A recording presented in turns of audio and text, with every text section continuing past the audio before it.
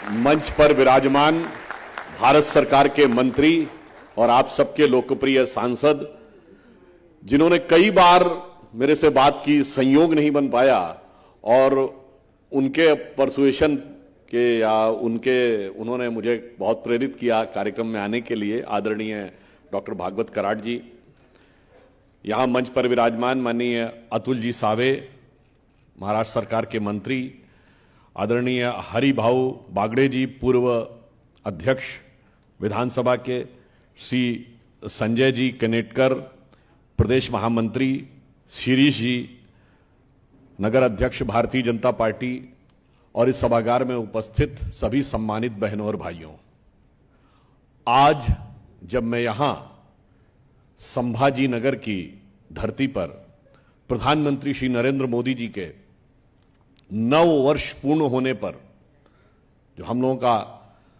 संपर्क अभियान चल रहा है, उस सिलसिले में और आज आपातकाल के दिवस के ऊपर जब आपके सम्मुख उपस्थित हूं, तो मन में एक अलग प्रकार की मिश्रित अनुभूति होती है, जिसमें वेदना भी होती है, विस्मय भी होता है और कहीं ना कहीं संतुष्टि भी होती है। वेदना इस बात की कि ये वो धरती है जहां पर छत्रपति संभाजी ने अपने प्राणों की आहुति धर्म, राष्ट्र और संस्कृति की रक्षा के लिए की। जैसी पीड़ा उन्होंने सही, उसे स्मरण करके मन में वेदना उत्पन्न होती है। परंतु मैंने कहा कि दूसरा भाव इसलिए उत्पन्न होता है क्योंकि ये ही वो महापुरुष हैं जिन्होंने, हम दुनिया के एकमात्र प्रागैतिहासिक राष्ट्र हैं, we are the only surviving ancient civilisation of the world. तो अनादिकाल से इस राष्ट्र की यज्ञ की ज्वाला में समय समय पर ऐसे महापुरुषों ने आहुति दी है अपने जीवन की, समस्त मधुर भावों की। उस वजह से भारत की यह परंपरा अक्षुण्ण चली आ रही है। विस्मय इसलिए होता है कि स्वतंत्रता के बाद भी इसका नाम औरंगाबाद था, स्वतंत्रता के 75 वर्ष बाद तक यह रहा। और इतना ही नहीं, इस प्रकार का विचार इस देश में आजादी के बाद दिमागों पे छाया रहा कि दिल्ली में भी छत्रपति शिवाजी महाराज के परिवार के नाम के ऊपर सड़कें नहीं थी, मगर लुटियंस जोन में औरंगजेब के पूरे खानदान के नाम पे सड़कें थी। आप इंडिया गेट का सर्किल घूमिए तो औरंगजेब रोड भी मिलेगी, अकबर रोड भी मिलेगी, बाबर रोड भी मिलेगी, तुगलक रोड भी मिलेगी, शाहजहां रोड भी मिलेगी, हुमायूं रोड भी मिलेगी। जब हमने औरंगजेब रोड का नाम बदला था तो कुछ लोगों ने आकर छाती पीटी थी कि यह नहीं होना चाहिए। परंतु संतुष्टि इस बात की है कि संयोग से मेरा यहां पर पहला कार्यक्रम है, और यह कार्यक्रम तब हुआ है जब इस जगह का नाम बदलकर छत्रपति संभाजी नगर हो चुका। और एक और बात की संतुष्टि है कि इसका नाम औरंगाबाद इसलिए रखा गया था कि औरंगजेब की कब्र यहां इसी जिले में पड़ती थी। एक ढंग से सोचा जाए, आप सब लोगों ने चाहे पढ़ा हो कि जो मुगल वर्ड है ना, यह अंग्रेजी भाषा में भी है, जिसका अर्थ होता बहुत बड़ा, शानदार। जैसे कहते हैं ना मीडिया मुगल, जैसे किसी विषय का बहुत बड़ा हो। क्योंकि औरंगजेब के समय की जो मुगल सेना थी, इवन शाहजहां और जहांगीर के समय की, वो उस समय वर्ल्ड में सबसे पावरफुल एम्पायर माना जाता था। औरंगजेब की सेना अपने समय विश्व की सबसे शक्तिशाली सेना थी, जिसके बारे में कहा जाता है 5 लाख की तो स्टैंडिंग आर्मी रहती थी, जहां आदेश करें चलने के लिए। 30,000 उनके पास हाथी थे और हजारों घोड़े थे। इसलिए मुगल शब्द अंग्रेजी तक में आ गया। मगर यह बिल्कुल सही बात है कि उसे चुनौती भी इसी महाराष्ट्र की धरती से मिली थी और कब्र भी यहीं पर है। और फिर मैं कहना चाहता हूं, वेदना तब होती है कि जिस व्यक्ति ने इतना अत्याचार किया, जिसने भारतीय संस्कृति के ऊपर इतना आघात किया, जिसके लिए छत्रपति शिवाजी महाराज, उसके बाद उनका पूरा वंश, उसके बाद चाहे पेशवाई साम्राज्य, सबने संघर्ष करते हुए कितने बड़े बड़े बलिदान दिए। और जब ऐसे ऐसे लोग यहां सत्ता में आके बैठे, जो कोई उसको पातशाह गाजी जिंदा पीर कहता था, तो कोई आलमगीर कहता था, कोई रहमतुल्लाह अल सलेह कहता था, तो मन में वेदना होती थी। क्योंकि शिवाजी के राजकवि भूषण ने औरंगजेब के बारे में लिखा। आप याद करिए, जब काशी विश्वनाथ कॉरिडोर का उद्घाटन हो रहा था तो प्रधानमंत्री श्री नरेंद्र मोदी जी ने वहां औरंगजेब का उल्लेख किया था। तो बहुत से लोगों ने कहा था कि यहां पे औरंगजेब का, शिवाजी का उल्लेख करने की क्या जरूरत थी। जानते वहां क्यों आवश्यकता थी? क्योंकि शिवाजी के कवि कविराज भूषण ने लिखा है कि कुंभकर्ण असुर अवतारी औरंगजेब, और काशी और प्रयाग में दुहाई फेरी रब की, और तोड़े देव देवालय शहर मोहल्ले के रे, लाखों मुसलमान की ये माला तोड़ी सब की, और काशी करबला होती, मथुरा मदीना होती, शिवाजी ना होते तो सुन्नत होती सबकी। परंतु इसके बावजूद उन लोगों को महान कहा गया जिनके अत्याचार की गवाह सिर्फ कहानियां नहीं, इस देश में लिखे हुए फरमान थे। परंतु कोई बात नहीं, एक और भी मैं संतुष्टि मानता हूं, इतना समय जरूर लगा आपके नगर का नाम बदलने में, मगर महान आत्माओं द्वारा अपने जीवन की जो आहुति दी जाती है वो किसी विशेष उद्देश्य के लिए होती है। संभाजी नगर नाम तब बना जब भारत स्वाभिमान के साथ उभरता हुआ 21वीं सदी में दिख रहा था। जब हमारी स्वतंत्रता के अमृत महोत्सव के वर्ष में हुआ, यह अपने आप में संतुष्टि का विषय है। और यह तब बना जब उससे पहले भगवान राम की जन्मभूमि जो फैजाबाद कहलाती थी वो अयोध्या हुई। गंगा जमुना और सरस्वती का संगम जो इलाहाबाद कहलाता था वो प्रयागराज हुआ। और उसके साथ जब यह हुआ, और इसी के साथ साथ भगवान राम का भव्य मंदिर भी उभरता हुआ दिखाई पड़ा, तो यह दर्शाता है कि महापुरुषों के नाम के ऊपर नगरों का परिवर्तन तब होता है जब कालचक्र की एक बड़ी गति उसे संकेत दे रही होती है। और एक और बात देखिए, यह स्वतंत्रता के उस अमृत महोत्सव वर्ष में हुआ, और स्वतंत्रता के अमृत महोत्सव वर्ष में हमने क्या प्राप्त किया। अभी भागवत कराट जी उल्लेख कर रहे थे कि माननीय प्रधानमंत्री जी 2 दिन पहले अमेरिका में थे, और वो भारत के पहले प्रधानमंत्री बने जिन्हें 2 बार अमेरिकी संसद के संयुक्त सत्र को संबोधन करने का मौका मिला।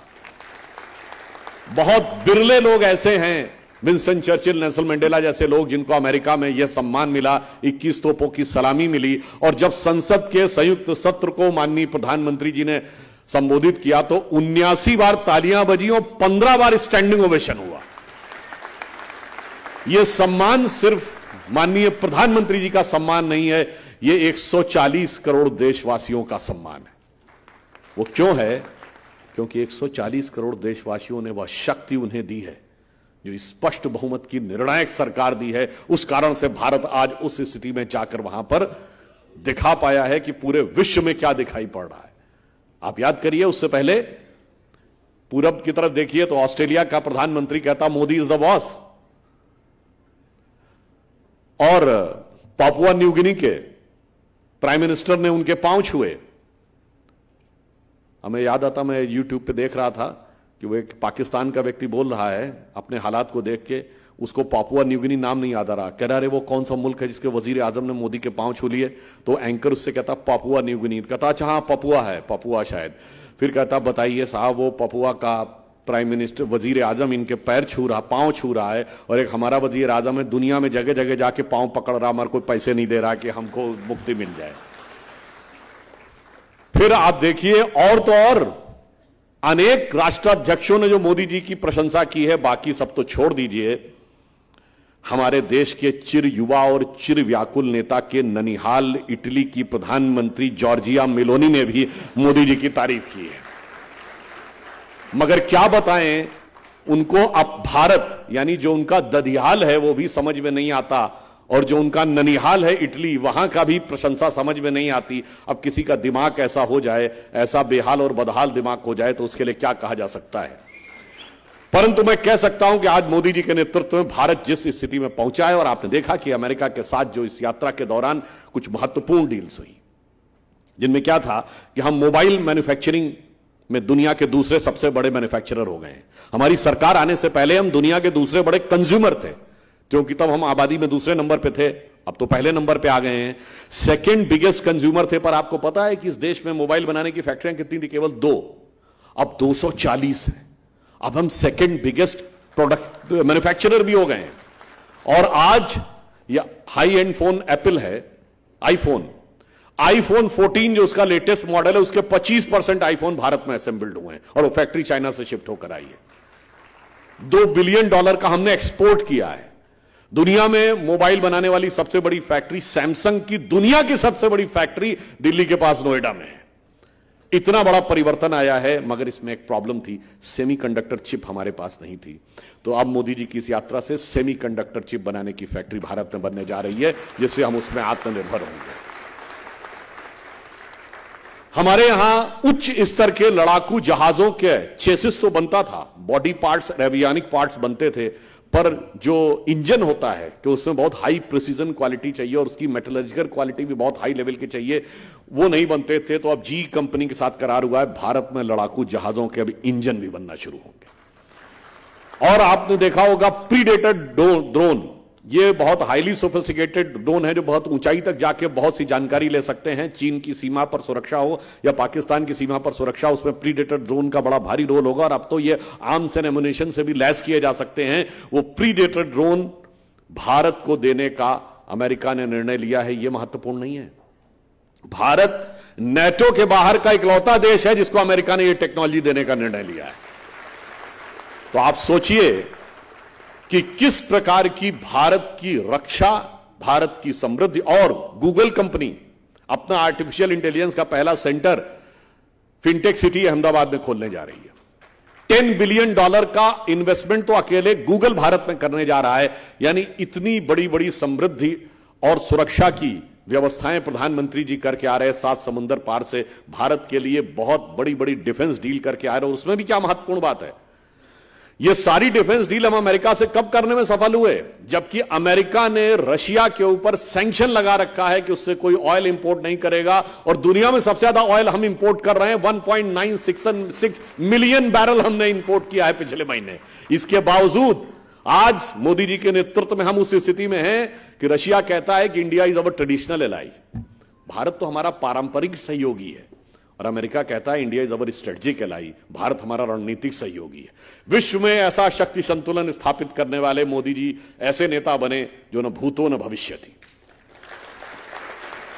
तो उन्होंने कई डिफेंस डील की भारत की रक्षा के लिए, मगर आपने देखा वहीं एक दूसरी डिफेंस डील भी 3 दिन पहले आपने देखी, 2 दिन पहले, कहां, पटना में।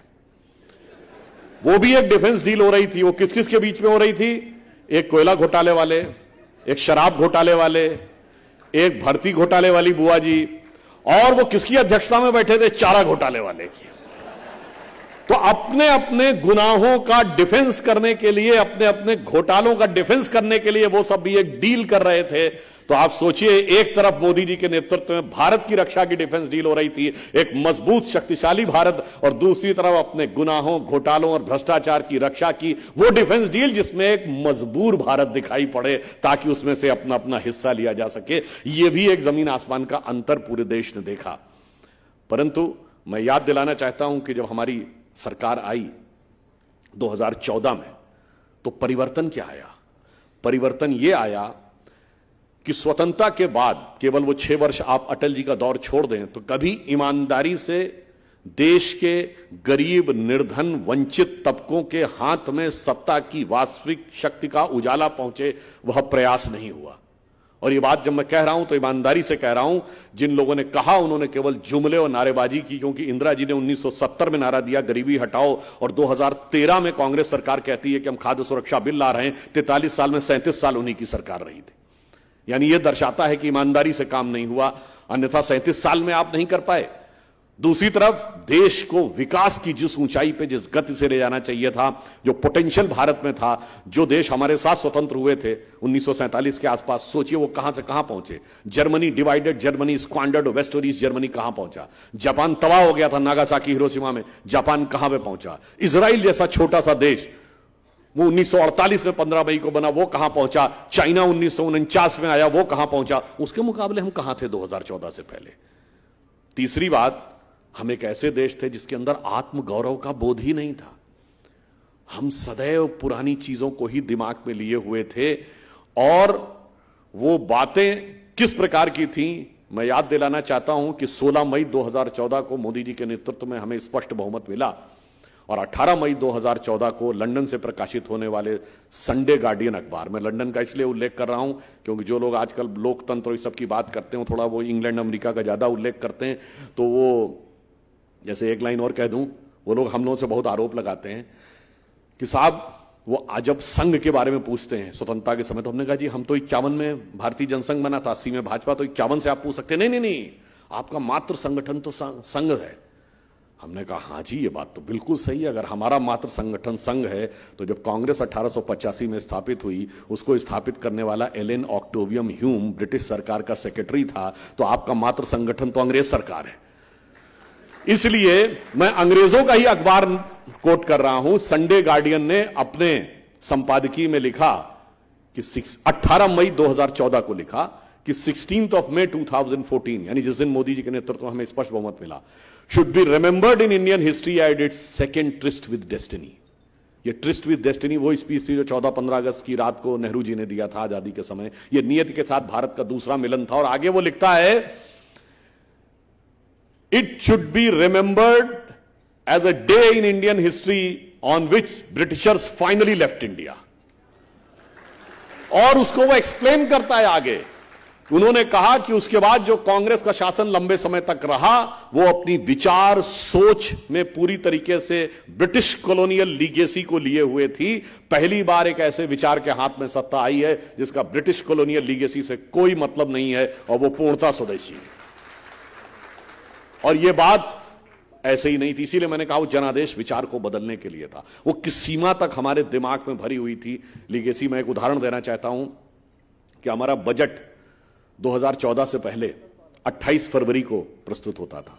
अब मोदी जी ने आकर उसको 1 फरवरी कर दिया है। क्यों 28 फरवरी को होता था?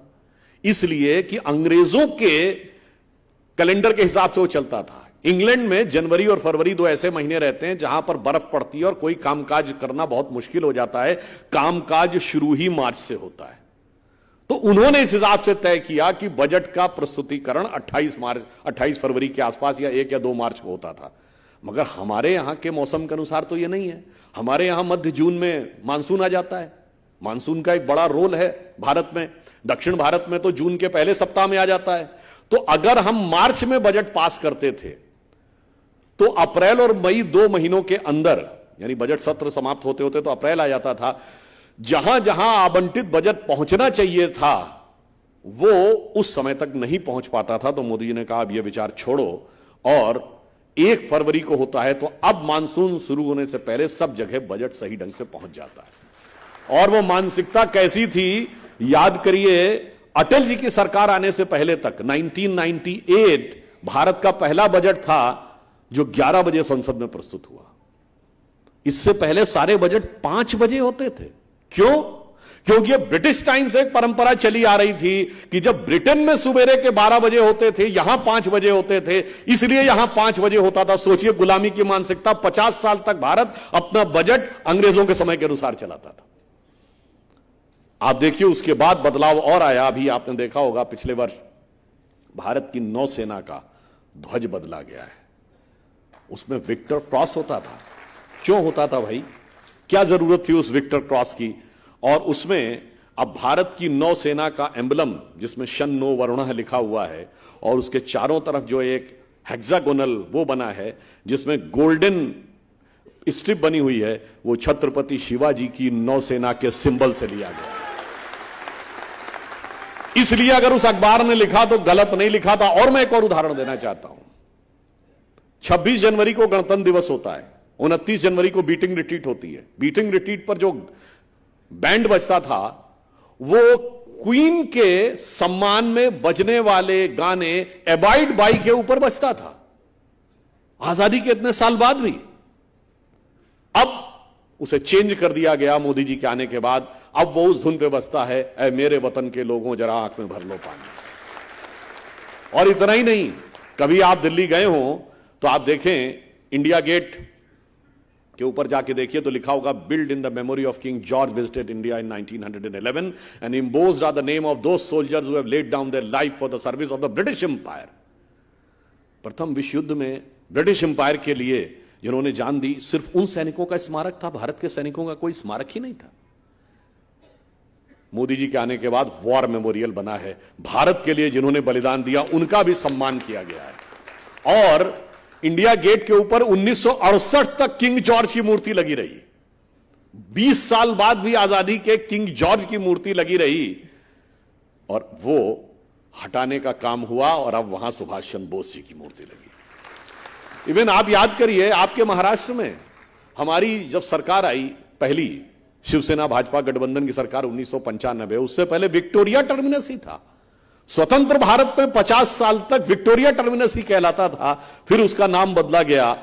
इसलिए हम कहना चाहते हैं कि एक बड़े बदलाव का आगाज था वो बदलाव, और वो अब धीरे धीरे दिखाई पड़ रहा है। और इसीलिए अब राजपथ का भी नाम, जिसका नाम पहले किंग्स वे होता था, फिर बदल के राजपथ किया गया। तो सिर्फ लिटरल ट्रांसलेशन हुआ, भाव तो नहीं बदला, भाव तो राज का ही रहा, अब वो कर्तव्य पथ हो गया।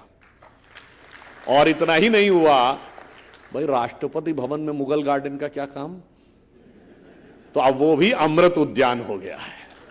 तो मैंने इसलिए कहा कि इन सारे परिवर्तनों के साथ जब आपके नगर का नाम बदला तो ये और संतुष्टि की बात थी। आप समझिए कि मोदी जी की सरकार किस विचार को बदलने के लिए आई थी, और वो विचार कहां से था। 15 अगस्त 2014 को आप उनका पहला स्पीच देखें तो उसमें 2 ऐसे पॉइंट थे जिनके बारे में कहा जाता है ये तो नॉन पॉलिटिकल है, इनका राजनीति से कोई लेना देना नहीं। ये तो किस बातों को उन्होंने क्या बातें बोल दी। एक था स्वच्छ भारत अभियान और दूसरा था बेटी बचाओ बेटी पढ़ाओ। लोगों ने कहा तो सामाजिक मुद्दे हैं, इसका राजनीति से क्या लेना देना। मगर मैं कह रहा हूं ये सरकार सिर्फ सरकार बदलने के लिए, शासन बदलने के लिए नहीं आई थी, शासन की व्यवस्था बदलने के लिए नहीं आई थी, एक मानसिकता बदलने के लिए आई थी। और आप देखिए इतना बड़ा बदलाव आया। 9 साल पहले याद करिए, हाथ में किसी के कोई कागज का टुकड़ा रैपर होता था, जितनी आसानी से लोग इधर उधर फेंक दिया करते थे, अब लोग देखते हैं कि डस्टबिन या कूड़ादान कहां है, वहां जाके फेंकते हैं। बेटी बचाओ बेटी पढ़ाओ का यह अंतर पड़ा कि पिछले 9 वर्षों में नवजात शिशुओं में लिंग अनुपात में भारी बढ़ोतरी हुई है। और पहली बार पिछला एक ऐसा वर्ष आया है जब लड़कियों की संख्या नवजात शिशुओं में लड़कों से अधिक हुई है। और राजस्थान और हरियाणा जैसे राज्य जहां यह बहुत ही स्क्यूड था यह अनुपात, वहां भी भारी सुधार हुआ है। इसका अर्थ हुआ है कि विचार सब तरफ बदलाव दिखा है। और आजादी के बाद हम लोग एक लंबे समय तक संघ का एक गीत था जो कहते थे, उगा सूर्य कैसा कहो मुक्त का ये, उजाला करोड़ों घरों में न पहुंचा, खुला पिंजरा है मगर रक्त अब भी थके पंछियों के परों में न पहुंचा।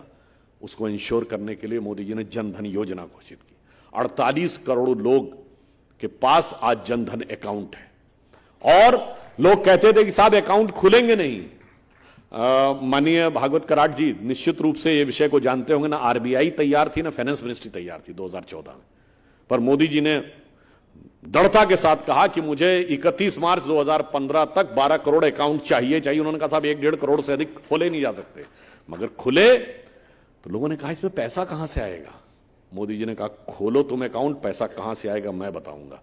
फिर क्या हुआ, डायरेक्ट बेनिफिट ट्रांसफर शुरू हुआ और आज उन अकाउंट्स में 1,92,000 करोड़ रुपया उन अकाउंट्स में है।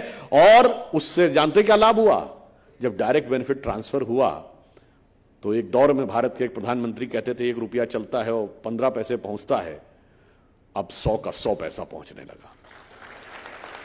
और आप सबने जरूर सुना होगा कि वो कहते थे 1 रुपया चलता है 15 पैसे पहुंचता, पर पूरा वक्तव्य नहीं ध्यान होगा आप लोगों को। जानते हैं सदन में राजीव गांधी जी ने क्या कहा था, एक हाथ से दूसरे हाथ तक जाने में रुपया घिस जाता है तो वो घिसते घिसते 15 पैसे पहुंचता है। इसका अर्थ हुआ एक हाथ से दूसरे हाथ, तीसरे हाथ से चौथे हाथ जाते जाते 85% हाथ वालों के हाथ में पहुंच जाया करता था, वो अब रुक गया। और उसका प्रभाव क्या पड़ा कि आप समझिए कि उसके द्वारा 1 लाख करोड़ रुपए की भारत सरकार का जो पिलफ्रेज हो जाता था, यानी वो पैसा ऐसी जगह चला जाता था जो करप्शन में चला जाता था, वो बचा। वो कैसे बचा, 4-4.5 करोड़ ऐसे राशन कार्ड निकले जो सिर्फ कागज पे थे, वो व्यक्ति कभी थे ही नहीं। 1 करोड़ के आसपास ऐसी महिलाएं थी जो थी ही नहीं, उनके पेंशन ली जा रही थी। और तमाम ऐसी चीजें कि जो कि कभी सर्टिफिकेट पर ही थी और उनके द्वारा करप्शन हो रहा था। तमाम ऐसे गैस कनेक्शन थे जिनकी सब्सिडी ली जा रही थी और वो हकीकत में नहीं थे, वो सारी चीजें समाप्त हुई। फिर चाहे आयुष्मान भारत योजना के द्वारा 50 करोड़ लोगों को हेल्थ का कवर देना हो, फिर चाहे उज्ज्वला योजना के द्वारा महिलाओं को गैस की उपलब्धता सुनिश्चित करानी हो, या फिर आप देखें कि ये जो एलईडी बल्ब्स थे, ये 37 करोड़ एलईडी बल्ब्स डिस्ट्रीब्यूट कराए जो अमेरिका की कुल आबादी से ज्यादा थी। तो एक तो हुआ कि हर व्यक्ति के हाथ में वह शक्ति पहुंचे जो उसकी जरूरत है। अब दूसरी चीज आती है विकास। अब विकास में हम कहां पर पहुंचे? आज समझिए 37 किलोमीटर पर डे भारत में सड़क बन रही है। 70 एयरपोर्ट थे हमारे आने से पहले, 140 एयरपोर्ट हो गए। हमारे आने से पहले केवल रेलवे का 30% से भी कम 25% इलेक्ट्रिफिकेशन था, वो 90% हो गया है। और एफिशिएंसी इस लेवल की आई है कि अगर देखिए, भारत को यदि विकसित राष्ट्र बनना था तो पावर एक बहुत बड़ा रिक्वायरमेंट है ना। हमारी सारी पावर की आवश्यकताएं मेजॉरिटी कोयले से पूरी होती थी। अगर हम कोयले के द्वारा ही बिजली उत्पादन पे जाते तो महंगा भी पड़ता और प्रदूषण पे भी भारी प्रभाव पड़ता। परंतु मोदी जी ने आकर शुरू किया सोलर एनर्जी, और सोलर एनर्जी के अलावा उन्होंने ग्रीन एनर्जी का एक टारगेट रखा था कि 2030 तक भारत का 40% पावर का प्रोडक्शन ग्रीन एनर्जी से होगा। और यह पहली बार भारत के इतिहास में हुआ कि वो टारगेट 8 साल पहले अचीव हो गया, 2022 में। अब वो 2030 के लिए 50% कर दिया गया है। हो सकता है लोगों ने सोचा हो कि हम भी सोलर एनर्जी करेंगे, मगर इतना बड़ा परिवर्तन किसी ने नहीं सोचा होगा कि सोलर एनर्जी में जो परिवर्तन आया कि एक इंटरनेशनल सोलर अलायंस बना और उसका लीडर भारत बना। अब आप यही देखिए कि विकास में हम उस सीमा तक पहुंचे कि हम 5वीं बड़ी अर्थव्यवस्था बने। और यह भी संयोग देखिए कि हम स्वतंत्रता के अमृत महोत्सव वर्ष में उस ब्रिटेन को पीछे छोड़कर 5वीं बड़ी अर्थव्यवस्था बने जो कभी हम पे हुकूमत करता था। और अभी प्रधानमंत्री जी ने कहा है कि शीघ्र ही हम जर्मनी को पीछे छोड़कर चौथी और जापान को पीछे छोड़कर तीसरी बड़ी अर्थव्यवस्था बन जाएंगे, यदि भगवान ने चाहा तो चंद वर्षों में, अगले 5 साल में। और उससे भी अधिक संयोग देखिए कि स्वतंत्रता के अमृत महोत्सव वर्ष में उस ब्रिटेन में जहां अंग्रेज कहते थे कि भारतीयों पे इसलिए हुकूमत करने की जरूरत है कि इन्हें राज करना नहीं आता, हम इन्हें बताएंगे राज कैसे होगा, वहां पर उनकी सरकारों में इतनी उठापटक हुई कि एक भारतीय आज राज करके उन्हें बता रहा है कि राज कैसे किया जा सकता है। परंतु क्या बताएं, हमारे कुछ अब अगला चरण आता है। ये सारी बातें अपनी जगह हैं जब तक राष्ट्र की सुरक्षा मजबूत नहीं हो। तो मोदी जी ने अगला काम किया राष्ट्र की सुरक्षा मजबूत करने का। और राष्ट्र की सुरक्षा मजबूत करने में यह सबसे पहली बात क्या थी कि हमारी सेना के पास पूरी शक्ति थी, मगर सेना के पास क्या स्थिति थी? यह बैरक ओबामा का बहुत स्टेटमेंट कोट करते हैं। बैरक ओबामा ने अपनी एक किताब लिखी है द प्रॉमिस्ड लैंड। उसमें 2010 की भारत यात्रा में मनमोहन सिंह जी के हवाले से उन्होंने यह लिखा कि 26/11 के मुंबई हमले के बाद भारत की सेना एक कड़ी कार्रवाई करने के लिए तैयार थी, पर तत्कालीन कांग्रेस सरकार ने इसलिए उसे अनुमति नहीं दी क्योंकि उन्हें डर था कि उससे उपजे वातावरण से भारतीय जनता पार्टी को लाभ होगा। इसका अर्थ यह था कि हमारी सेना के शौर्य में कोई कमी नहीं थी, केवल नेताओं की दृढ़ता में कमी थी। और स्थिति यह थी कि आप देखिए, कहीं मोहल्ले की लड़ाई से लेकर इंटरनेशनल झगड़े तक, कॉन्फ्लिक्ट तक, हमेशा क्या होता है कि छोटा और कमजोर कहता है बड़ा और ताकतवर हमें सता रहा है। मगर यहां एक उल्टी बात थी, बगल का मुल्क छोटा भी था, कमजोर भी था, हम बड़े भी थे, ताकतवर थे, पर हम कहते रहते थे वो हमें सता रहा है। हमारी एक सॉफ्ट स्टेट की इमेज बन गई थी। मोदी जी ने आने के बाद उसको बदल दिया। अब उरी हो या सर्जिकल स्ट्राइक हो, उसके बाद यह दिख गया कि अब वो कहता है कि भारत हमको आंख दिखा रहा है। और इतना ही बड़ा बदलाव नहीं आया, बदलाव यह आया कि हमने 9 साल में कोई पाकिस्तान से ऑफिशियल बायलैटरल डायलॉग नहीं किया। और उसके बावजूद हम उस मुकाम में पहुंचे कि पाकिस्तान की पार्लियामेंट में खड़े होकर उनके सांसद का वो बयान याद करिए कि उन्होंने तत्कालीन विदेश मंत्री शाह महमूद कुरैशी साहब का स्टेटमेंट कोट करते हुए कहा, उन्होंने कहा मैं वहां पर था, शाह महमूद कुरैशी साहब बैठे हुए थे, पाकिस्तान के आर्मी चीफ आए और उनके पांव कांप रहे थे और उन्होंने कहा खुदा का वास्ता है शाम तक अभिनंदन को वापस कर दो वरना इंडिया अटैक कर देगा। यह हमने हासिल किया, यह तो 1971 में भी नहीं देखने को मिला था। तो कुछ लोगों ने हम लोगों से कहा, एक बार टीवी डिबेट में लोगों ने कहा साहब अटल जी तो यह कहते थे कि पड़ोसी हम बदल नहीं सकते, दोस्त बदल सकते हैं, तो मोदी जी ने तो नीति बदल दी। हमने कहा नहीं, नीति नहीं बदली है। मोदी जी ने यह बताया है, उन्होंने अटल जी की नीति को आगे बढ़ाया है। पहले हमने कहा कि हम दोस्त बदल सकते हैं, पड़ोसी नहीं बदल सकते, तो मोदी जी ने कहा पड़ोसी नहीं बदल सकते हैं पर पड़ोसी को हैसियत में रख सकते हैं। और आज स्थिति यह है कि अभी आप मोदी जी की विदेश यात्रा पे इमरान खान का बयान याद करिए। उन्होंने कहा कि आज दुनिया में जो भारत को स्वागत सम्मान मिल रहा है, अब बहुत साफ हो गया कि भारत पाकिस्तान के सीमा का विवाद जो कभी अंतर्राष्ट्रीय मुद्दा होता था, वो अब सिर्फ भारत पाकिस्तान की सीमा तक रह गया। और हालत आज जानते हैं क्या हो गई है? वहां की खुद की हालत ये हो गई। आप सबने एक गाना सुना होगा, हम लोगों ने भी बचपन में बहुत सुना था। जागृति फिल्म थी 1954 की, आओ बच्चों तुम्हें दिखाएं झांकी हिंदुस्तान की, इस मिट्टी से तिलक करो ये धरती है बलिदान की। इसी फिल्म की नकल पर 1955 में पाकिस्तान में एक फिल्म बनी बेदारी, जिसमें हूबहू इसी फिल्म के वर्डिंग से कॉपी करके गाना बनाया गया, आओ बच्चों सैर कराएं तुमको पाकिस्तान की, इसकी खातिर हमने दी कुर्बानी लाखों जान की। आज वहां के लोग खुद उसके ऊपर एक पैरोडी बनाए हैं कि आओ बच्चों सैर कराएं तुमको पाकिस्तान की, ना बिजली ना पानी है और ना हिफाजत जान की। यहां तो क्लासनिकोव भी मिलती है अब कीमत में नान की, आओ बच्चों सैर कराएं तुमको पाकिस्तान की।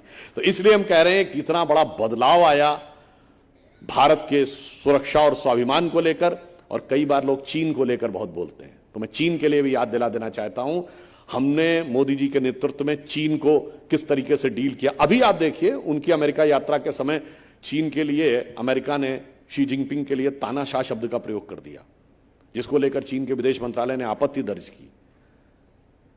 धारा 370 को लेकर चीन ने जमीन आसमान एक कर दिया, मगर संयुक्त राष्ट्र संघ में एक लाइन का प्रस्ताव नहीं ला पाया। यह भारत की कूटनीतिक दक्षता थी।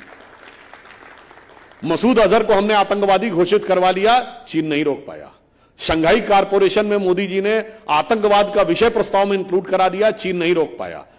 नेशनल सप्लायर ग्रुप में एनएसजी में हमें वेवर मिला, उसमें मनमोहन सिंह सरकार ने भी बड़ी भूमिका निभाई थी, वो चीन नहीं रोक पाया। मिसाइल टेक्नोलॉजी कंट्रोल रिजीम में हम सदस्य बने, चीन नहीं रोक पाया। और आप सोचिए, आज चीन के थिंक टैंक कहते हैं कि China is facing its worst diplomatic isolation post Tiananmen Square. 1989 में जो टियानामेन स्क्वायर पर नरसंहार हुआ था, उसके बाद के सबसे बुरे कूटनीतिक दौर में है, जो इन लोगों को समझ में नहीं आता। जैसे बहुत से लोग मजाक में कहते हैं ना, अरे भाई मोदी जी तो अहमदाबाद में झूला झुला रहे थे शी जिनपिंग को। हमने कहा वो झूला तो अभी भी झुला रहे हैं, आपको समझ में नहीं आ रहा है। हमने कहा ये बताइए, आज डिप्लोमेटिकली चाइना के साथ कितने देश खड़े हैं? आप सिर्फ दो देशों का नाम ले सकते हैं, नॉर्थ कोरिया और पाकिस्तान। तीसरा देश नहीं बता सकते जो चीन के साथ खड़ा हो। और चीन का नक्शा देखिए, इधर है पाकिस्तान, उधर है north Korea. North Korea Pakistan, north Korea Pakistan से झूला झूल रहे हैं, तीसरा उनको मिल ही नहीं रहा है, ऐसा झूला उन्होंने झुलाया है।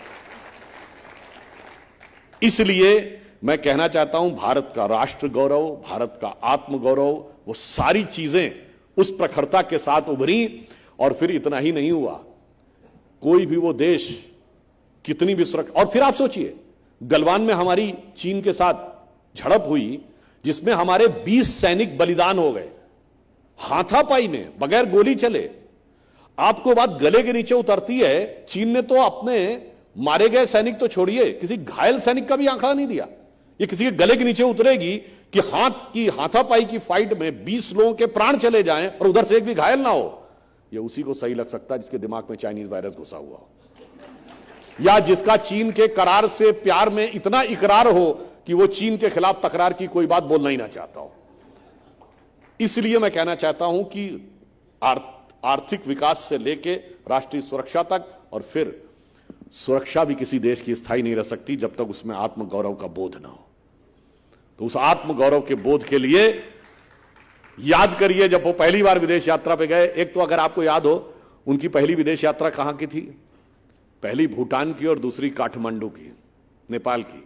और जैसे वो पशुपतिनाथ जी के मंदिर से जिस वेशभूषा में निकले थे, त्रिपुंडी लगाए हुए, रुद्राक्ष की माला, भगवान पशुपतिनाथ की अर्चना करके, किसी भारत के प्रधानमंत्री को कभी ऐसे देखा था? ये आत्मगौरव का भाव था।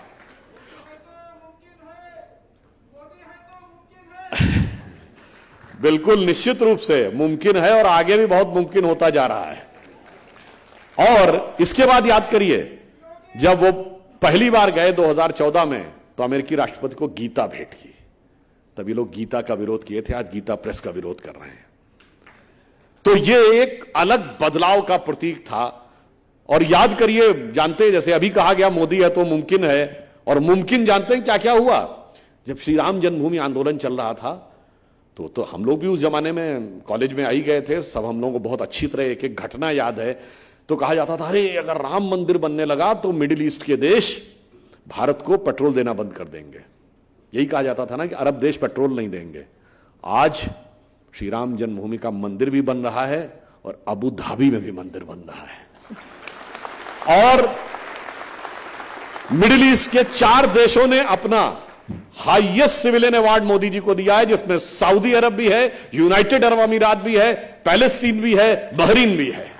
यह होता है कि यदि आप ईमानदारी से और दृढ़ता के साथ चलें तो मोदी है तो क्या क्या मुमकिन है, यह आपको समझ में आना चाहिए। यह बदलाव आया है। और जब आत्मगौरव की बात आई तो आप देखिए, चाहे काशी विश्वनाथ का कॉरिडोर, चाहे महाकाल का कॉरिडोर, चाहे केदारनाथ, चाहे श्री राम जन्मभूमि, ये सारी की सारी चीजें, ये बदलाव और भारत के इतिहास में जो मुगलों का इतिहास था वह वास्तविकता में अब जाके इतिहास का पात्र बना है, वरना वो हमेशा वर्तमान में ही रहता था। और यह भी आप बात समझिए कि स्वतंत्र भारत के इतिहास में बहुत सी ऐसी चीजें थीं जिसे झुठलाने का प्रयास किया जाता था। तो उन्होंने चाहे विभाजन विभीषिका दिवस 14 अगस्त को मनाना हो, या गुरु गोविंद सिंह जी के साहबजादों के बलिदान का वीर बाल दिवस मनाना हो, या 26 नवंबर को डॉक्टर अंबेडकर ने जिस दिन संविधान फाइनल किया था उस दिन संविधान दिवस मनाना हो, ये सारी की सारी चीजें, और चाहे 23 जनवरी को नेताजी सुभाष चंद्र बोस के जन्मदिन पर शौर्य दिवस मनाना हो, ये सारी चीजें जो भारत के आत्म गौरव को साथ में रखने वाली थी, उन सारी चीजों को ईमानदारी और प्रबलता के साथ आगे रखने का काम किया तो भारत तब उभर सकता था। मगर आज चुनौती उसमें से भी मिल रही है। कहां से चुनौती? जैसे मैंने वहां बात कही थी कि पटना में ये घटनाएं चल रही हैं, 23 जून को चली, ये घटना याद दिलाती है कि ये 25 जून के कितने नजदीक थी। ये 25 जून जिस दिन आपातकाल लगाया गया था इस देश में, वही शक्तियां जिन्होंने आपातकाल लगाया था वही आज भारत के विकास, भारत के जन कल्याण और भारत के गौरव की जो यात्रा मोदी जी के नेतृत्व में चल रही है उसको अवरुद्ध करने के लिए लगे हुए हैं। और आज जैसा कि अभी भागवत कराड़ जी ने कहा, आज याद रखने की बहुत जरूरत है। क्यों याद रखने की जरूरत है? क्योंकि अब आधी से ज्यादा तो आबादी ऐसी है जिसको कि उसकी स्मृति नहीं है। हम लोगों को स्मृति नहीं है, हम लोगों के होश संभालने से बहुत पहले की बात है। इसलिए आज याद दिलाने की जरूरत है कि जो लोग कहते हैं लोकतंत्र की हत्या और इस प्रकार की बात, वो दिन क्या था और वो पूरी प्रक्रिया कैसे शुरू हुई, इसको आप कल्पना करिए। भारत के इतिहास में एक ही प्रधानमंत्री जिसे चुनावी धांधली और चुनाव में भ्रष्टाचार का दोषी सिद्ध कर दिया गया कोर्ट के द्वारा, वो श्रीमती इंदिरा गांधी जी थी। जब इलाहाबाद हाई कोर्ट ने उनको रायबरेली के चुनाव में चुनावी धांधली और भ्रष्टाचार का दोषी सिद्ध कर दिया और 6 साल चुनाव में भाग लेने पर प्रतिबंध लगा दिया, तब इमरजेंसी लगाई गई।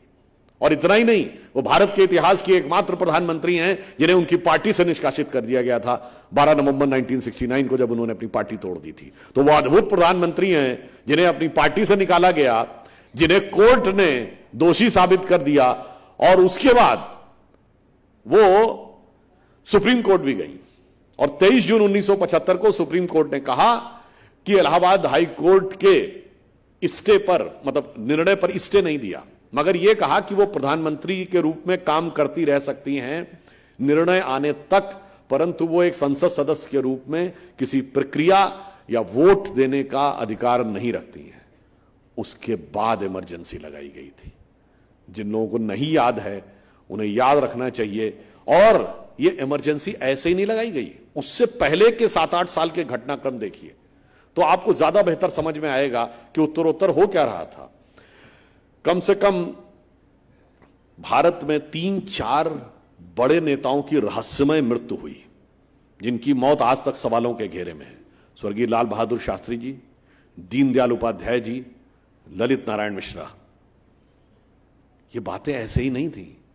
इवन याद करिए, भारत के इतिहास में पहली बार अगर प्रधानमंत्री के ऊपर उंगली उठी है भ्रष्टाचार को लेकर तो वो इंदिरा जी के जमाने में नागरावाला कांड।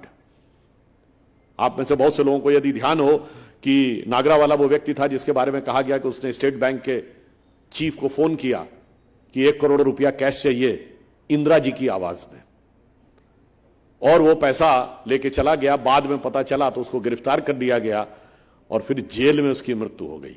ये अपने आप में बहुत संदेह उत्पन्न करता है। और अभी भी जिसको किसी को शक हो तो जाके चेक कर ले कि रशिया के केजीबी के एक पूर्व अधिकारी वसीली मित्रोकिन की किताब है Mitrokhin's archive KGB in the world part 2, जिसमें दूसरे भाग में 1960 और 70 के दशक में रशिया की केजीबी ने कैसा कैसा कब्जा किया था उसका पूरा वर्णन है। एक और केजीबी का अधिकारी जिसका नाम है यूरी बेजमेनेव, जो भारत में पत्रकार बन के रहता था 1960 और 70 के दशक में, वो केजीबी का एजेंट था। उसने भी लिखा है कि कैसे कैसे कंट्रोल किया जा रहा था। अब आप देखिए, ये कंट्रोल ऐसे नहीं था। पहले इंदिरा जी ने पार्टी को तोड़ा, वो भारत की पहली अल्पमत की सरकार थी, कम्युनिस्टों ने सपोर्ट किया उनको। कम्युनिस्टों ने 69 में उनकी सरकार को सपोर्ट किया और ऐसा माना जाता है कि वो रूस के इशारे पर किया था। और उस सपोर्ट के बदले में कम्युनिस्टों ने लिया क्या? प्रिवी पर्स खत्म किया गया, उसके बाद बैंकों का नेशनलाइजेशन किया गया, फिर पीएसयूज का नेशनलाइजेशन। इसका अर्थ कि पहले समाज में कोई भी ऐसा वर्ग जो राजे रजवाड़ों को मिलता था प्रिवी पर्स, वो समाप्त कर दो, प्रभाव ना रहे। फिर बैंक यानी सारा अर्थतंत्र अपने नियंत्रण में कर लो, फिर पीएसयूज बना के सारी इंडस्ट्री अपने नियंत्रण में कर लो। और उसके बाद बाबा साहब अंबेडकर ने संविधान की उद्देशिका यानी प्रीएम्बल ऑफ द कॉन्स्टिट्यूशन, जिसे संविधान की आत्मा कहा था कि इसे कभी नहीं बदला जा सकता, उस आत्मा को बदलकर उसमें सेकुलर ही नहीं सोशलिस्ट शब्द भी जोड़ दिया गया। यानी हमने तो अपनी वल्दियत बदल दी, हमने अपना मूल स्वरूप बदल दिया, हमने संविधान की आत्मा बदल दी। और इसके बाद अथॉरिटेरियन रूल किस प्रकार से आगे बढ़ता चला गया, इसको आप एक और बात भी समझिए। आज के समय में इसकी उल्लेख क्यों जरूरी है? इंदिरा जी ने सबसे पहले जो प्रचंड बहुमत पाया था गरीबी हटाओ के नारे पे। आज जो बहुत से लोग ये कहने के प्रयास करते हैं हम ये फ्री देंगे वो फ्री देंगे, गरीबों को सही मायने में सशक्तिकरण न करके, उनकी वास्तविक शक्ति न देकर, केवल नारे और जुमलों के आधार के ऊपर जो लोग सत्ता में आने का प्रयास करते हैं, वो कभी कभी उसी शक्ति का उपयोग या दुरुपयोग उस ढंग से करते हैं जो इंदिरा जी ने किया था। और फिर वो सिमिलरिटी क्या थी वो भी मैं बताना चाहता हूं। 1973 में भारत के 3 मुख्य न्यायाधीशों को, 3 सर्वोच्च न्यायालय के न्यायाधीशों को सुपरसीड करके जस्टिस एएन रे को चीफ जस्टिस बनाया गया। और जब उसके जवाब में पूछा गया, ये 73 की बात है, इमरजेंसी से पहले, तो संसद में कहा गया कि किसको मुख्य न्यायाधीश बनाना है यह सरकार का काम है और हमें यह भी ध्यान रखना है कि कौन हमारी विचारधारा के साथ है, और कमिटेड जुडिशरी शब्द का प्रयोग किया गया। और यह किस लिए महत्वपूर्ण है मैं यह भी याद दिलाना चाहता हूं। 26 अप्रैल 1942 को ठीक यही वक्तव्य हिटलर ने जर्मनी की संसद रीचस्टैग में दिया था। कोई जाके चेक कर सकता है। उसने कहा कि यदि हमारे कुछ ऐसे जज हैं, उनको समझना चाहिए कि वो देश की सेवा के लिए हैं, देश उनकी सेवा के लिए नहीं। और अगर वो इस समय the need of the hour यानी समय की जो जरूरत है या मांग है उसको नहीं समझेंगे तो मैं हस्तक्षेप भी करूंगा और उन्हें हटाऊंगा भी। कितनी सिमिलरिटी है कि जो 1942 26 अप्रैल को हिटलर जर्मनी की संसद में बोल रहा है और 1973 में इंदिरा जी के जमाने में जो भारत की संसद में बोला जा रहा है। दूसरी सिमिलरिटी आपको बताता हूं। हिटलर का एक बहुत खास सहयोगी था, सबसे विश्वस्त, जिसका नाम था रुडोल्फ हेस। 1934 में नाजी पार्टी का एक बड़ा कन्वेंशन हुआ, बड़ा अधिवेशन। उसमें नाजियों की एक बड़ी प्री फिल्म थी, इसका नाम था ट्रायम्फ ऑफ द विल। उसका मंचन कराया गया। जब वो मंचन समाप्त हुआ तो जोश में आके रुडोल्फ हेस ने पूरे अधिवेशन में नारा लगवाया, Hitler is Germany and Germany is Hitler. ठीक यही नारा इमरजेंसी के समय India is Indira and Indira is India लगवाया गया। और यह किसी सामान्य कांग्रेस नेता का बयान नहीं था, तत्कालीन कांग्रेस अध्यक्ष देवकांत बरुआ का बयान था, जिसके लिए आज तक किसी कांग्रेस अध्यक्ष ने माफी नहीं मांगी है। तो आज भी कांग्रेस का ऑफिशियल स्टैंड। आप सोचिए, हम जिस देश को भारत माता मानते थे, उस देश को एक नेता के ऊपर तराजू पे तौल दिया गया, और वह नेता जो कि कोर्ट से दोषी होने के बाद 6 साल के लिए डिबार्ड हो गया था। और उसके बाद सिर्फ इतना ही नहीं रहा, आज जो लोग ये बातें करते हैं, मूल अधिकार समाप्त हो गए। और मूल अधिकार कैसे समाप्त हुए? 1976 में जबलपुर में एक Shivkant Shukla versus ADM case हुआ और यह सर्वोच्च न्यायालय में जिस पीठ में गया, संयोग से उसकी अध्यक्षता वही मुख्य न्यायाधीश महोदय कर रहे थे जो 3 लोगों को सुपरसीड करके बनाए गए थे। 5 जजों की खंडपीठ ने तय कर दिया कि मूल अधिकार समाप्त, किसी भी नागरिक के कोई मूल अधिकार नहीं होंगे। एक ही जज ने उसमें अपना नोट ऑफ डिसेंट दिया था और उसमें जो 5 जजों की बेंच थी उसमें बाकी सब चीफ जस्टिस बने, सिर्फ वही जज जो थे खन्ना साहब वो चीफ जस्टिस नहीं बने। तो यह भी दर्शाता है जो आज लोग भाषण देते हैं वो हकीकत में क्या थी, मूल अधिकार समाप्त थे। अगर आपने केवल यह कह दिया कि इंदिरा गांधी की सरकार हटानी है तो DIR, defence of India rule में अंदर, और पुलिस अगर बंद कर ले तो आप कोर्ट नहीं जा सकते थे, मतलब आप न्यायालय में भी नहीं जा सकते थे। एक मीसा था, maintenance of internal security act, बताइए लालू प्रसाद यादव जी उसी मीसा में बंद थे, तब उनकी बेटी हुई थी जिसका नाम इसीलिए उन्होंने मीसा रखा है। बताइए जो कांग्रेस को उखाड़ने का संकल्प लेके खड़े थे आज उनके झंडे तले आके खड़े हो गए, और एक हम हैं जो कांग्रेस से लड़ने के लिए खड़े थे आज उखाड़ के खड़े हुए हैं कांग्रेस को। फिर इतना ही नहीं हुआ, जिस रात इमरजेंसी लगी 25-26 जून की रात, सारे नेताओं को गिरफ्तार कर लिया गया, वो तो अलग बात थी।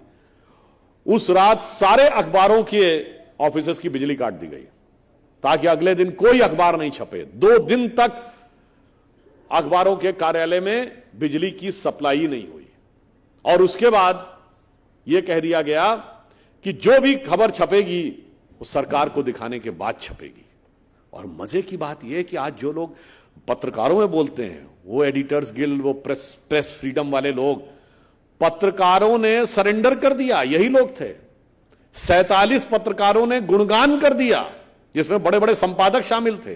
देश में 4 न्यूज एजेंसीज थी, उनका मर्जर करके एक सिंगल कर दिया गया और उसका चीफ शायद उस जमाने में शायद द हिंदू के जो संपादक थे उनको बना दिया गया। बड़े बड़े अखबारों के संपादक अचानक प्रशस्ति गान करने लगे, उनके सबके नाम नहीं लेना चाहता हूं। वो लोग आज आके उनकी ही विचार परंपरा के लोग जो आज विचारधारा की बात कहते हैं, वो कहते हैं कि लोकतंत्र खतरे में है। उस जमाने में एक मजाक में कहावत चलती थी कि आपको याद हो किशोर कुमार ने जाके संजय गांधी के कार्यक्रम में जाने से इनकार कर दिया था तो रेडियो पर उनके गाने बैन कर दिए गए थे। तो गाना, फिल्म का भी कोई गाना, फिल्म की भी कोई शेरो शायरी, एक एक चीज सरकार से चेक होके जाती थी। तो उस जमाने में एक मजाक में कहा गया था कि जो उर्दू के बड़े शायर हुए ना, गालिब का नाम सबने सुना होगा, दूसरे एक बहुत बड़े शायर हुए ज़ौक़, शेख मोहम्मद इब्राहिम ज़ौक़, और जैसे साहिर लुधियानवी, ये सब वो हैं जो लीजेंड माने जाते हैं। तो एक उस जमाने में कहावत चली कि अब तो गालिब ज़ौक़ साहिर मीर सरकारी, अब तो गालिब ज़ौक़ साहिर मीर सरकारी, शायरी की हो गई तासीर सरकारी। इस ढंग का वातावरण उस समय इमरजेंसी के समय बना, इसलिए याद रखने की जरूरत है। और आज लोग कहते हैं विपक्ष की बात, आवाज तो छोड़िए, सारा विपक्ष जेल में था। अभी आपको फिल्म दिखाई जा रही थी जॉर्ज फर्नांडिस के साथ, जानते क्या हुआ?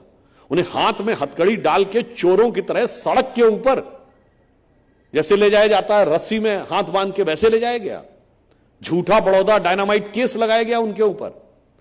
और उस समय, यह मैंने एक और बात भी कहता हूं, कभी अपराधीकरण की जब बात होती है, हमारे सारे नेता जेल में बंद थे और उस कैटेगरी के उसमें, जैसे कि आज की डेट में रासुका है या एंटी टेरर लॉ की तरह, सारा विपक्ष जेल में था, सारे मौलिक अधिकार समाप्त थे, प्रेस कुछ लिख नहीं सकता था, आकाशवाणी, दूरदर्शन तो उतना उस समय तक था ही नहीं, केवल सरकार का प्रशस्तिगान कर रही थी।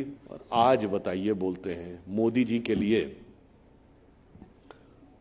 घटिया से घटिया शब्दों का जितना इस्तेमाल, जितनी स्वतंत्रता नहीं स्वच्छंदता के साथ पिछले 9 साल में किया है। डिजिटल डाटा अवेलेबल है, कोई बुला के दिखा दे कि कोई उनको स्वतंत्रता नहीं है।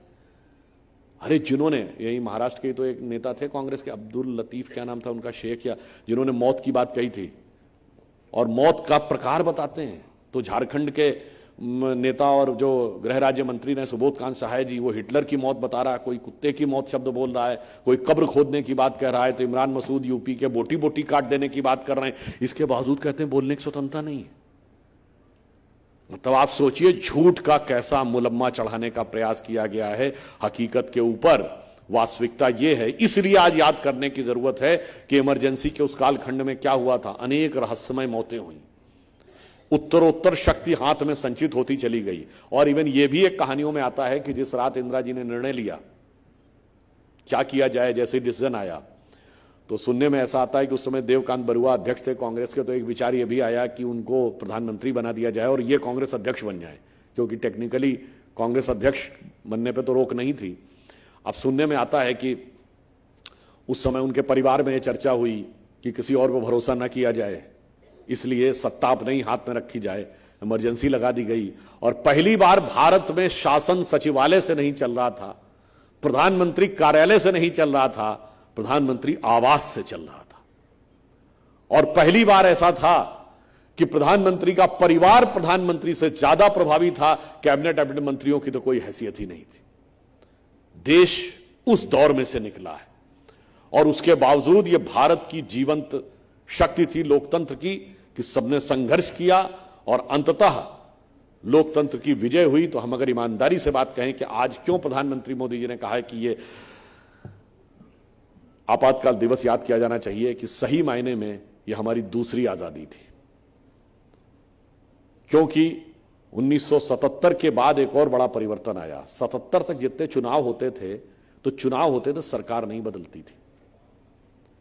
77 के बाद सरकारें बदलने का दौर शुरू हुआ, राज्यों में भी सरकारें बदलने लगी। कई राज्यों में ऐसी सरकारें गई कांग्रेस की कि फिर कभी लौट के नहीं आई, जैसे तमिलनाडु और पश्चिम बंगाल। तो अगर हम कहें तो वास्तविक लोकतंत्र उभर कर सामने आया। और इतना ही नहीं, मैं आपको एक और बात याद दिला देना चाहता हूं। बहुत से लोग कहते हैं कि अमुक जज रिटायरमेंट के बाद राज्यसभा बन गए, तो साहब ये बड़ी आपत्तिजनक बात है। इस देश के इतिहास में कैसे जज भी हुए हैं जो कांग्रेस के राज्यसभा कैंडिडेट रहने के बाद जज बन गए। जस्टिस बहरुल इस्लाम जो गुवाहाटी हाई कोर्ट के जज थे, वो कांग्रेस के राज्यसभा सदस्य थे, रिजाइन किया, फिर हाई कोर्ट के जज बन गए। और कांग्रेस के टिकट पर लोकसभा का चुनाव लड़ने का नामांकन कर दिए थे, बरपेटा से, असम से। वो बाई चांस चुनाव रद्द हो गया तो उनको राज्यसभा में ले आए। और वो एक और अद्भुत जज थे जो लोग आज बात कहते हैं, वो रिटायर हो गए, चीफ जस्टिस बने हाई कोर्ट के, उसके बाद रिटायर हो गए। रिटायरमेंट के 9 महीने बाद 1980 में जब इंदिरा जी दोबारा सत्ता में आ गई, तो भारत के इतिहास के इकलौते जज हैं जस्टिस बहरुल इस्लाम जो रिटायर होने के बाद सुप्रीम कोर्ट के जज बन गए। आप सोचिए, जिन लोगों ने माखौल उड़ा दिया लोकतंत्र का, जिन लोगों ने माखौल उड़ा दिया देश की संवैधानिक व्यवस्था का, और आज मजे की बात क्या है कि लोकतंत्र की दुहाई वो देते हैं जिन्होंने अपनी अपनी पार्टियों को लोकतंत्र की आड़ में राजतंत्र में परिवर्तित कर दिया है। ये वो लोग हैं जो अपनी पार्टी में तो बिल्कुल तय है कि यही इसी के हाथ में नेतृत्व रहेगा, और जब ये कहो कि सबका नेतृत्व तो गठबंधन का क्या होगा जी, वो तो तय कर लेंगे, उसमें क्या होता, हम तो लोकतांत्रिक हैं, बाद में मिल बैठ के होगा। और वो कितने लोकतांत्रिक हैं वो सबको दिखाई पड़ रहा है कि मतलब उनकी जो स्थिति ये है कि वो मिलते भी हैं एक दूसरे से, जो कहते हैं ना कि मोहब्बत की दुकान सजा रहे हैं। अरे भैया, मोहब्बत की दुकान बाकी को तो बाद में बताना, पहले आपस में देख लो कितनी मोहब्बत है और कितनी नफरत है, कितनी हिकारत है और कितनी एक दूसरे की खिलाफत है। और ये वो लोग हैं जो मिलते भी हैं और लड़ते भी हैं, दिखाते हैं एक से मोहब्बत है और अंदर अंदर लड़ाई है। ममता बनर्जी जी कांग्रेस को स्थान नहीं देना चाहती, केजरीवाल जी से उमर अब्दुल्ला लड़ रहे हैं, और उसके बाद कह रहे हैं कि हम सब मिलकर लड़ेंगे। तो वो पुराना गीत याद आता है इनकी स्थिति के ऊपर कि तुम्ही से मोहब्बत, तुम्ही से लड़ाई, अरे मार डाला दुहाई दुहाई। तो इसलिए हम ये बात याद दिलाना चाहते हैं कि इमरजेंसी किस प्रकार से लगी, और आज वही शक्तियां जिन्होंने इमरजेंसी लगाया था वो आज भारत को पुनः उसी स्थिति में ले जाना चाहती हैं। आज अगर कोई लोकतांत्रिक तरीके से कोई काम उठता है तो उनको लगता है कि इसमें किसी भी प्रकार की तानाशाही हो रही है। इस तरह के झूठे और अनर्गल आरोप लगाते हैं। और आपको पता है 27 ऐसे पत्रकार थे उस जमाने में विदेशी, इनको बाहर मतलब बंद कर दिया गया, आप बाहर चले जाइए, देश निकाला दे दिया गया। 30-35 ऐसे पत्रकार थे जिनके भारत में आने पर प्रतिबंध लगा दिया गया। आज बीबीसी ये सब बोलता, बीबीसी के ऑफिस में ताला लगा दिया गया था। रॉयटर्स को कोई खबर लिखने पर रोक लगा दी गई थी।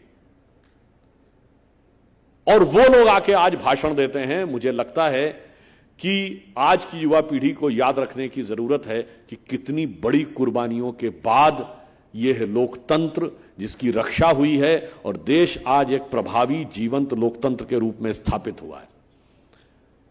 अब मैं यह भी कहना चाहूंगा कि हमने लोकतंत्र तो बचा लिया, परंतु अभी लोकतंत्र को गौरव तक ले जाने की जो यात्रा है वो बची है। क्योंकि प्रधानमंत्री जी ने पिछले 15 अगस्त को क्या कहा कि यह स्वतंत्रता का अमृत महोत्सव वर्ष समाप्त नहीं हुआ है, यह अमृतकाल शुरू हुआ है।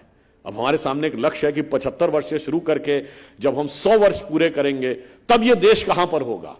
यह देश वहां पर होना चाहिए जो इस देश का वास्तविक भवितव्य है। हम सबसे बड़ी इकोनॉमी भी होंगे, हम जगत गुरु भी होंगे, हम सबके सहयोग सबके कर्तव्य के साथ होंगे। अब आप कहें जी इन्होंने कहा है, होंगे कैसे जी।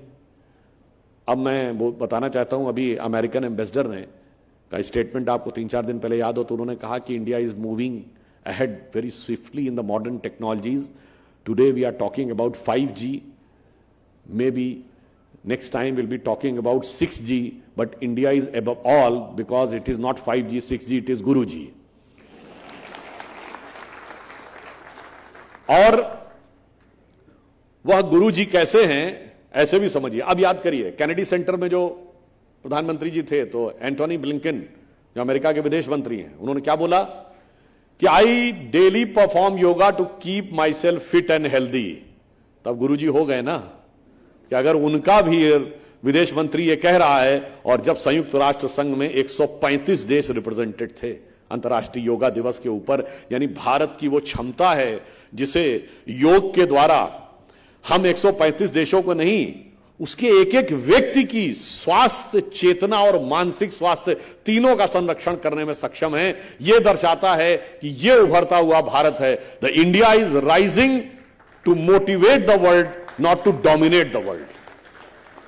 और यहां पर मैं एक और बात भी कहना चाहूंगा कि योग निश्चित रूप से एक बिल्कुल न्यूट्रल विचार है, परंतु यह भी सत्य है कि जिसको आज आप योग कहते हैं ना, ये योगासन, ये तो बड़ी एलिमेंट्री चीज है। यह तो आपकी चेतना के विकास से लेकर परमात्मा तक की यात्रा करवाने की क्षमता रखता है। केवल इसमें आसन की बात करना तो वैसे ही है जैसे आपके पास एसॉल्ट राइफल और आप कहीं इसको डंडे की तरह इस्तेमाल करना है। तो इसलिए ईमानदारी की बात यह है कि हमारे वेदों में 6 दर्शन हैं, 6 दर्शन, सांख्य, न्याय, वैशेषिक, योग, मीमांसा, वेदांत, जिसमें योग दर्शन पतंजलि ऋषि ने दिया है। और उसी से वो योगासन निकला है जो अष्टांग योग कहते हैं कि जिसके वो है ना यम, नियम, आसन, धारण, प्राणायाम, प्रत्याहार, धारण, ध्यान, समाधि, जो 10 स्थितियां हैं, 4 पद हैं, वो छोड़िए, वो तो आध्यात्मिक चेतना की बात है। तो हमें ईमानदारी से स्वीकार करना होगा, है तो बिल्कुल न्यूट्रल चीज, पर क्यों नहीं हमारा नाम होना चाहिए। न्यूटन्स लॉ ऑफ ग्रेविटेशन तो सार्वभौमिक है, पर न्यूटन्स लॉ क्यों कहते हैं, न्यूटन ने पहले खोजा है। आइंस्टीन थ्योरी ऑफ रिलेटिविटी क्यों कहते हैं, रिलेटिविटी तो सार्वभौमिक है, पर आइंस्टीन ने खोजा, उसका नाम दिया। तो हमें बिल्कुल कहना चाहिए कि योग एक न्यूट्रल चीज है जो सबको लाभ पहुंचा रही है, परंतु भारत से द्वारा आया है तो हमें गर्व से कहना चाहिए यह भारत भारतीय संस्कृति, हिंदू संस्कृति और वेदों का भी हिस्सा है। तो इसके लिए मुझे अटल जी की कविता की वो पंक्ति याद आती जब मैंने देखा 178 देशों ने योग का समर्थन किया, 40 से अधिक मुस्लिम देशों ने समर्थन नहीं किया था। जब प्रस्ताव आया तो वो सेकंड प्रपोजर बने थे। और पूरे विश्व में बड़ी बड़ी हस्तियां जिस ढंग से उसका पालन कर रही हैं, तो अटल जी की जो प्रसिद्ध कविता थी ना, हिंदू तन मन हिंदू जीवन रग रग हिंदू मेरा परिचय, तो उसकी वह पंक्ति मुझे याद आती है कि मानो आज मोदी जी के नेतृत्व में उसकी ये वाला छंद बिल्कुल चरितार्थ हो रहा है कि मैं अखिल विश्व का गुरु महान, देता विद्या का अमरदान, मैंने दिखलाया मुक्ति मार्ग, मैंने सिखलाया ब्रह्म ज्ञान, मेरे वेदों का ज्ञान अमर, मेरे वेदों की ज्योति प्रखर, मानव के मन का अंधकार क्या कभी सामने सका ठहर, मेरे स्वरनभ में गहर गहर सागर के जल में ठहर ठहर, इस कोने से उस कोने तक कर सकते जगती सौरभ में, हिंदू तन मन हिंदू जीवन रग रग हिंदू मेरा। इसलिए हम ये कह रहे हैं कि जो उन्होंने एक और आह्वान किया है कि गुलामी की, दास्ता की, मानसिकता की हर चीज से अपने को मुक्त करिए, वास्तविकता में उभर के सामने आइए।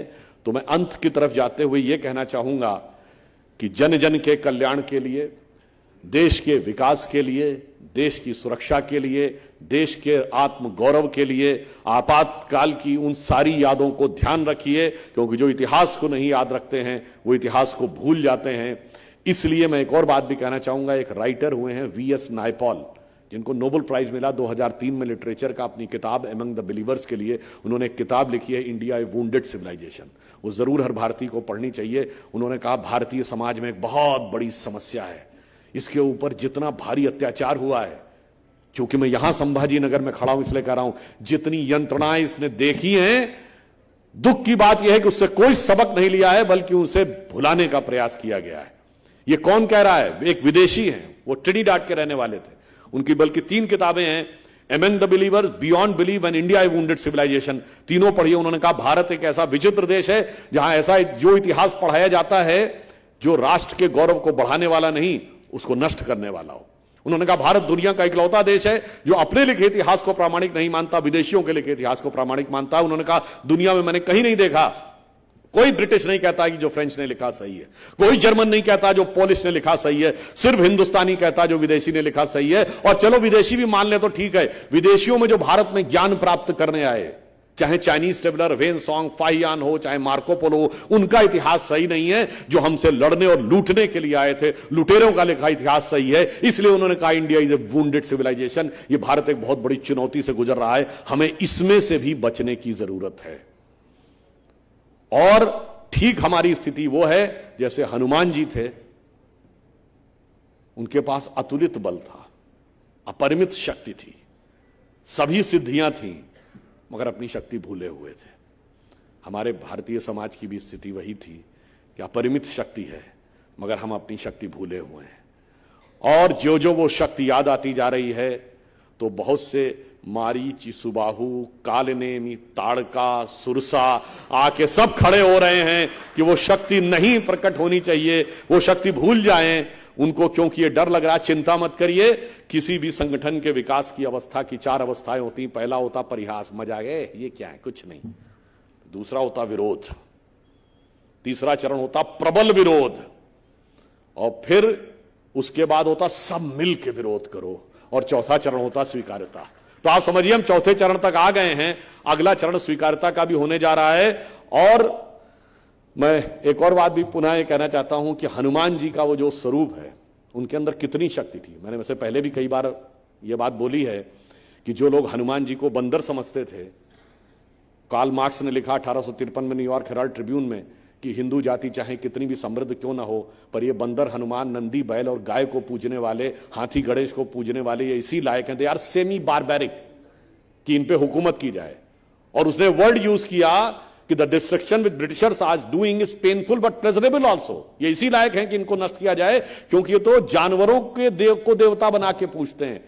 मूर्ख वो नहीं थे, हम मूर्ख नहीं थे, मूर्ख वो थे, क्योंकि उन्हें नहीं पता था कि हनुमान जी क्या है।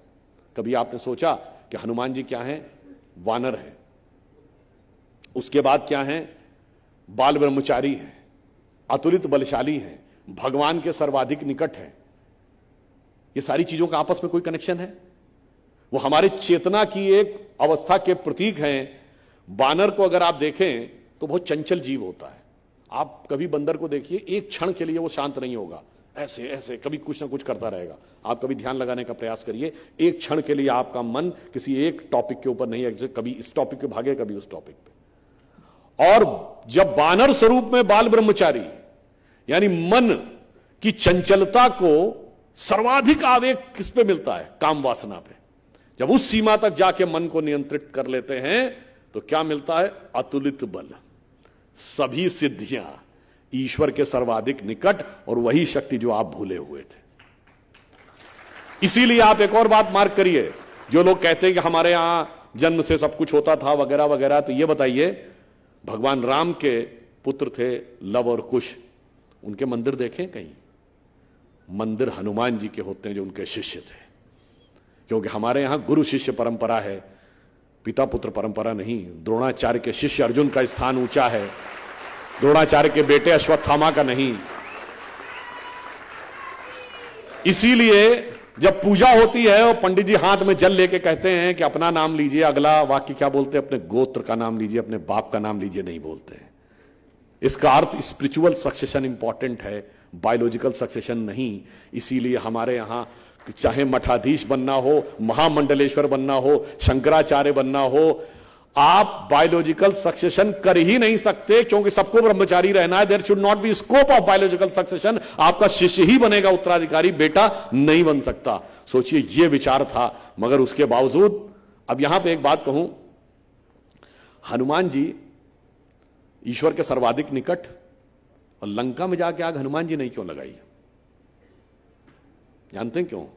रावण 10 मुख वाला दशानन है। वो पूरी रामायण हमारे अंदर घटित होती है। वो 10 इंद्रियों की बहिर्मुखी पिपासा की शक्ति का प्रतीक है। इसीलिए एक सर कटता था, दूसरा उगाता था। किसी इंद्री की एक इच्छा पूरी करिए, तुरंत दोबारा हो जाएगी। उसका जो केंद्र होगा ना, उसको भेदने की क्षमता वही रखेगा जिसने अपने मन पे पूर्ण नियंत्रण कर लिया होगा। इसीलिए वही लंका में जाकर आग लगाएंगे और रावण की लंका को नष्ट करेंगे। और आपने एक और बात कभी ध्यान नहीं दिया होगा, हनुमान जी के पूरे जीवन में जो घटनाएं हुई, उन्होंने पर्वत को उठाया, समुद्र को लांग गए, अंतरिक्ष में जाकर सूरज तक पहुंच गए, और सूरज को अपने मुंह में भी ले लिया, और पवन के तो वो पुत्र हैं ही। आपको लगता है कि ये सब बातें केवल कल्पना कहानी है? जो लोग कहते हैं कल्पना कहानी है, मतलब मैं किसी का अपमान नहीं करना चाहता, पर ऐसा जैसे केजी का बच्चा पीएचडी की किताब के ऊपर अपना कमेंट दे रहा हो। ये कैसे है? हमारे यहां 5 तत्व माने गए ना, छित, जल, पावक, गगन, समीरा। जब आप ईश्वर के सर्वाधिक निकट हो जाते हैं, अपने मन पे पूर्ण नियंत्रण पा लेते हैं, तो 5 तत्वों पर नियंत्रण आपका होता है। छित यानी धरती, तो पर्वत उठा लिया, मतलब धरती तत्व पर आपका नियंत्रण। सागर के परे चले गए, जल तत्व पर आपका नियंत्रण। आप यहां से सूर्य तक चले गए, आकाश के परे जाने की क्षमता। और सूर्य को मुंह में रख लिया, यानी अग्नि तत्व पर भी पूरा नियंत्रण। और समीर के तो वो स्वयं प्रतीक ही हैं। यह है हनुमान जी के उस विराट स्वरूप का परिचय, हनुमान जी का वह विराट स्वरूप। और अब ऐसे ही समझ लीजिए, अंत में भारत में भी ये सारी चीजें हैं। भारत का भी वक्त अब जाके आया है। अंत में एक लाइन और कह दूं, हम लोग से डिबेट में बहुत पूछा जाता था, भैया रामलला हम आएंगे, मंदिर वहीं बनाएंगे, तारीख नहीं बताएंगे। तो मैं कहता था, ये रामलला का मंदिर कोई इमारत नहीं है, और उसके निर्माण की तारीख कोई डेट नहीं है। ये भारत की काल चक्र की गति है।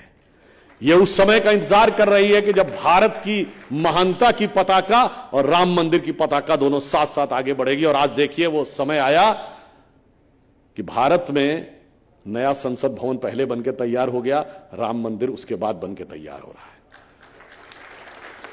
जिन लोगों के मन में कोई संदेह हो, ये एक बिंदु बता के बात समाप्त करता हूं। 9 नवंबर 1989, जिस दिन श्री राम जन्मभूमि का शिलान्यास हुआ था, महत्वपूर्ण बात यह थी कि जो शास्त्रीय विधि से जो मंदिर का शिलान्यास किया जाता है, उसमें जो 4 ईंटें रखी जाती हैं, उससे पहले एक 5वीं ईंट विश्व हिंदू परिषद ने बिहार के एक अनुसूचित जाति के युवक कामेश्वर चौपाल के द्वारा रखवाई थी। इससे बड़ा सम्मान और एकीकरण समाज का नहीं हो सकता। और वो दिन क्या था, जाके चेक कर लीजिएगा। वो दिन था देवोत्थानी एकादशी, यानी इस दिन माना जाता है देवता उठते हैं निद्रा से। फिर जो कार सेवा हुई, जिस दिन मुलायम सिंह ने कहा था कि परिंदा पर नहीं मार पाएगा, 30 अक्टूबर 1990, वो दिन क्या था, देवोत्थानी एकादशी। और आप संयोग मानिए कि 9 नवंबर 2019 को ठीक 30 साल के बाद जब जजमेंट आया, तो 8 और 9 नवंबर को भी देवोत्थानी एकादशी थी। अब कोई माने तो संयोग है, और माने तो दैव योग है। और वैसे चूंकि यहां से 60-70 किलोमीटर दूर ही शनि सिंगलापुर धाम है, जिन लोगों को थोड़ा बहुत इस चीज में इंटरेस्ट होता है, एक और फैक्टर भी बता देना चाहता हूं। 1989 से 92 तक, जब तक शिलान्यास, राम जन्मभूमि का आंदोलन और विवादित ढांचा हटा, और अभी 2019 में जजमेंट आया और 5 अगस्त 2020 को शिलान्यास हुआ, दोनों समय शनि भगवान अपनी ही स्वराशि मकर के ऊपर थे। और शनि देवता न्याय के देवता माने जाते हैं। न्याय की शुरुआत उस समय हुई थी और परिणति उन्होंने यहां आके की। क्योंकि हम उस धरती पे हैं जहां पर कि शनि भगवान की बहुत महत्ता मानी जाती, तो मैंने इसलिए कहा कि ये सारा का सारा साइकिल एक साथ घूम रहा था।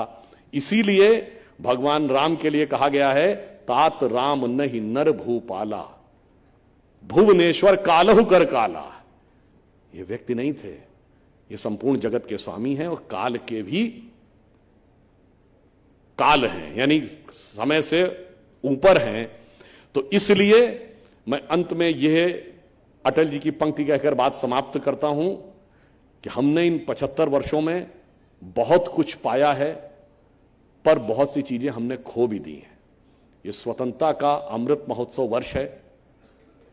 हमें ध्यान रखना है कि जो हमने पाया है सिर्फ उससे संतुष्ट ना हो जाएं, जो खोया है, अपना आत्मगौरव जो खोया है, उसको भी हम वापस पाने का प्रयास करें। विकास की वह वास्तविक क्षमता जो हमसे कहीं भटक गई थी, उसको भी पाने का प्रयास करें। तो मैं सिर्फ यह कहूंगा, स्वतंत्रता को सार्थक करने कमर कसें, अभियान करें, जो पाया उसमें खो न जाएं, जो खोया उसका ध्यान करें। धन्यवाद। भारत माता की, भारत माता की. कुणी जायचं नाहीये, राष्ट्रगीत होणार आहे. तत्पूर्वी आपल्या सर्वांकडून सन्मानित करण्यासाठी मी विनंती करतो की सुधांशुजींनी या सत्काराचा, या भेटीचा स्वीकार करावा. हमें विश्वास है. जय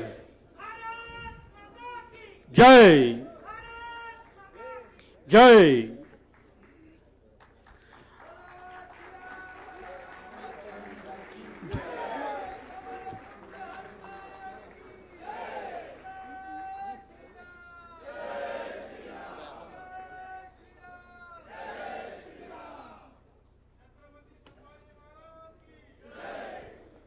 धन्यवाद. राष्ट्रगीतासाठी सर्वांनी थांबायचं आहे. कृपया आपण या ठिकाणी राष्ट्रगीत म्हणायचं आहे. सर्वांनी आपल्या जागी उभं राहायचं आहे. जनगण मन अधिनायक जय हे भारत भाग्य विधाता. पंजाब सिंध गुजरात मराठा द्राविड उत्कल बंगा. विंध्य हिमाचल यमुना गंगा उच्चल जलधि तरंगा. तव शुभ नामे जागे, तव शुभ आशीष मांगे. गाहे तव जय गाथा. जनगण मंगलदायक जय हे भारत भाग्य विधाता. जय हे जय हे जय हे जय जय जय जय हे. भारत माता की. धन्यवाद.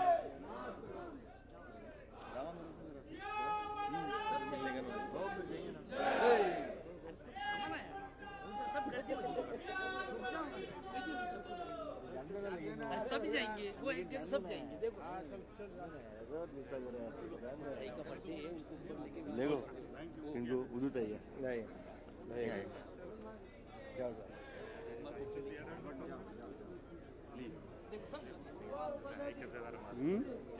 मोबाईल मला फोटो पण घे.